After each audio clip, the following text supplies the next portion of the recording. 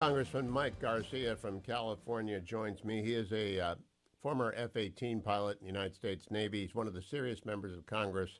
I kind of wish he and Crenshaw and Gallagher and Waltz and Zinke and the rest of the combat veterans would get together and speak directly to the members of the House GOP. Good morning, Congressman. Thank you for joining me early in the morning. I appreciate it. No, thanks for having me, Hugh. Appreciate it. Can you give us an update, first of all, about do we have any more information on how many Americans are among the hostages in Gaza? No, I don't think we've got new information. There may be more information coming out this morning, but obviously what I'm hearing is something still a few dozen in the Gaza. Now, obviously, last night the Israelis called for the evacuation of all UN personnel out of the north regions of Gaza. I think that's an indication of another wave of attacks coming here. So, but we don't have full accounting yet of all Americans, and that is obviously part of the problem. Now, Congressman, I was speaking offline last night with a retired captain friend of mine who tells me that the Hezbollah arsenal, 140,000 missiles, has the capacity to strike our ships. The president did not name Hezbollah or Iran specifically in his speech on Tuesday. Are you worried about the risks that some terrorist is going to pop off at the American fleet, because those are ship killers? Yeah, we should be worried about it. It's a very legitimate threat to our fleet. We're in the launch acceptability range of those weapon systems, as you said. So there seems to be a tendency from this administration to bend over backwards to decouple any sort of culpability with Iran and Hezbollah at this point. I think that's a very dangerous. He seems to be an apologist with an appeasement strategy underlying it towards Iran, and that's putting our troops in harm's way. That's putting Israel in greater harm right now as a result of that. So we should assume that that's their intent, and we need to take precautions. And we have the means to suppress that, but they should be on a target list, and we should be eyes wide open that this is a very real threat. Last question on this. If you want to deter someone from a bad act, you have to tell them, that you're going to assign them responsibility and what will follow. That's what Donald Trump did with the Iranians. They said, you send Soleimani to kill Americans, we'll kill Iranians that you send to Iraq to kill Americans. And Trump did. Should Biden deliver that kind of specificity in his messaging to Iran and Hezbollah? Yeah, I mean that's the only way to deter, right? You can't just turn a blind eye and try to appease. You have to put a finger in the chest of these guys and not only have the forces there and be present, but have the gall and courage to use them if necessary, and make it very clear that there's an on-ramp here. If you trigger that on-ramp, there's going to be the wrath of 1,000 suns being brought down on you, and this ends poorly for you. That's the only way you prevent a second front from opening up here, and the Israelis need that. They need us to be there in the event of a second front or multiple front war here, and we can't be ambiguous about that.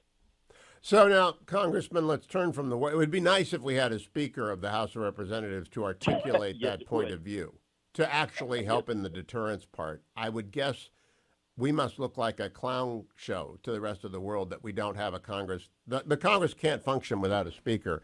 What is the status in the House GOP since Majority Leader Scalise withdrew and Speaker McCarthy was ousted? Two moves that just I can't understand as a sort of center-right Republican who gets along with everyone. I just can't understand whoever is doing this to the caucus. Yeah, and if you saw, I gave a floor speech leading up to that motion to vacate, calling it a few Republicans running with scissors, and all the Democrats voted for it as well, obviously. So they didn't know what the goals were. They didn't understand the unintended consequences, and they surely didn't understand, the world order that would follow the days after that. But we are here now, and so we are in complete disarray without a speaker. We can't even bring a motion or a resolution to the floor to condemn Hamas and commit to supporting Israel. We can't even do that right now. So Scalise bowed out. I think that was a mistake. I think we should have forced a vote on the floor. We're having these conference meetings, which are every member of the party in a room, and it's like a therapy session, but they're not trending well. We're actually dividing them. It's like going to a therapy session with your spouse and finding out she had an affair, right? It's good that but it's not positive movement. We need to bring these votes to the floor, and people become less courageous and sort of a little less friction when they're on the floor. Lights are on, cameras are watching, and the imperative of having a speaker is a very real thing. So if you're going to slow this process down, if you're going to prevent a good American like Steve Scalise from becoming the speaker, then you should be held accountable to that vote on the floor, and the American people should know who you are, should know your name, and should understand the rationale. And we've got to force that. So it sounds like Jim Jordan was going to have an opportunity. He came in second. He had 20 fewer votes than Steve Scalise did a couple of days ago, and so his math problem is a little harder. And this is an even longer putt for Jim Jordan. And I'll support Jim Jordan because at this point we need to have a speaker. But I think there's going to be more holdouts against him than there were against Scalise, unfortunately.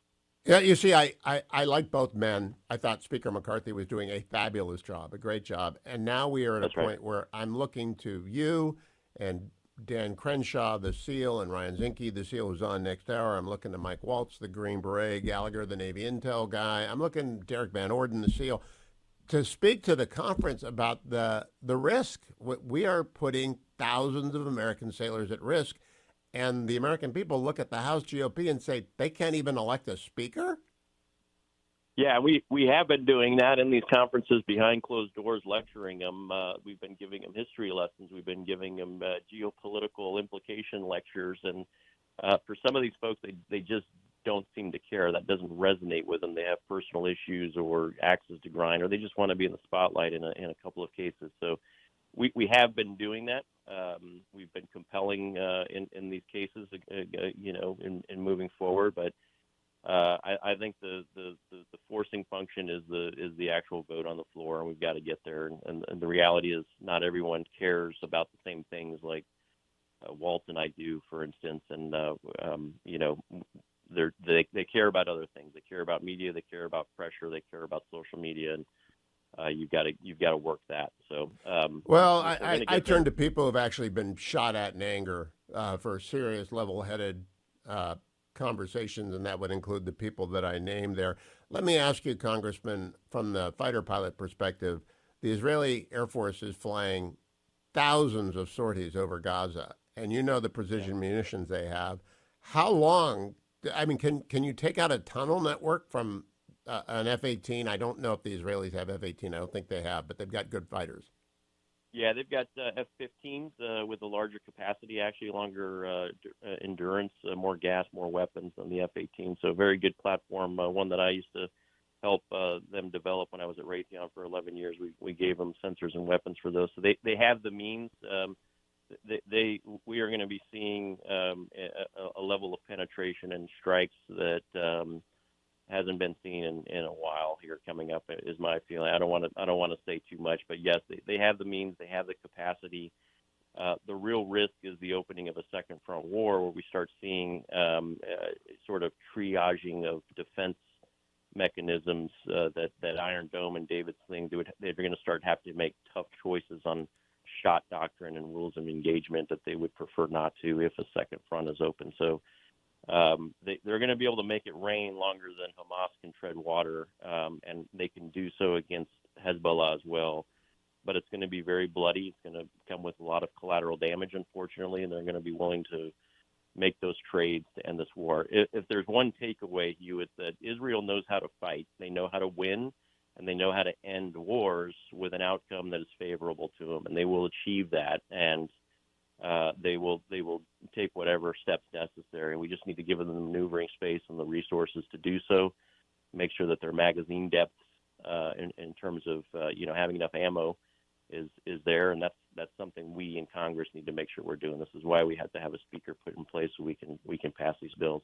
Yeah, it's an executive branch obligation in the first instance. Nixon said, "Send everything that can fly" in 1973, 50 years ago during the Yom Kippur War. I know we're trying to rush stuff, but eventually you need an authorization, right? Eventually Congress has to act. That's right. Yeah. And we've got the support of the body right now. This should be a relatively quick, process. And I don't trust this executive branch. I know you're very aware of the gaps we have in the Navy right now. We have one of the worst secretaries of the Navy that we've ever had, and Secretary Austin's a very passive Secretary of Defense underneath the weakest commander-in-chief that we've had in the history of the country. So Congress needs to be in this conversation. We need to be the strongest and most durable leg of this three-legged stool. And right now we're not. So this is a real problem. We'll get through it. Do you expect a vote on it. Congressman Jordan today inside the caucus? I don't know. I'm frustrated by the constipation of the process. Like, we want to get together and have rules conversations and amendments to the rules. Let's just have the vote. So if I was running the show, we would be on the floor today having a vote on Jordan. But I don't run the show right now. So I'm going to be pushing for that, and we need to force the hand here and get the clarity. People just want clarity, and clarity, remarkably, clarity comes quicker when you're actually on the floor. Oh, I'm not surprised. There are Republicans who do not want to be the problem in public right now because their careers will be over, and That's they right. should be if they stop this.